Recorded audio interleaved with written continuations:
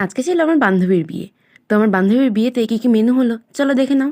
তো প্রথমে পড়ে গিয়েছিল ভাত, সাথে গরম গরম ভেজ ডাল, এবং ভেজ ডাল মাখতে না মাখতেই চলে এসেছিল আমাদের পকোড়া। তারপরে এই ক্রিস্পি পকোড়ার সাথে লেবু দিয়ে ডাল দিয়ে মেখে একটা দুর্দান্ত বাইট দিলাম। তারপরেই ডাল খেতে শেষ না করতে করতেই চলে এসেছিল আমাদের আলু দিয়ে চিংড়ি দিয়ে একটা তরকারি টাইপের। আর তারপরে চলে এসেছিল আমাদের কাতলা মাছের ভাপা টাইপের, এরকম টাইপের সর্ষে দিয়ে করেছিল। একদম ইউনিক মেনু, আমার খুব ভালো লেগেছে। একদম সফট ছিল মাছের পিসগুলো। আর এটা খেতে না খেতেই চলে এসেছিল আমাদের পাবদা মাছ।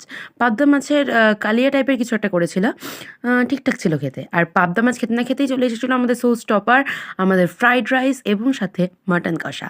আর মাটন কষা তো বাঙালির ইমোশন, সবাই তোমরা জানোই। আর এই মাটনগুলো হয়েছিল দুর্দান্ত নরম এবং তার সাথে খেতে অপূর্ব। এবং তারপরে খেতে না খেতে চলে এসেছিলো আমাদের চাটনি, সাথে রসগোল্লা এবং সন্দেশ।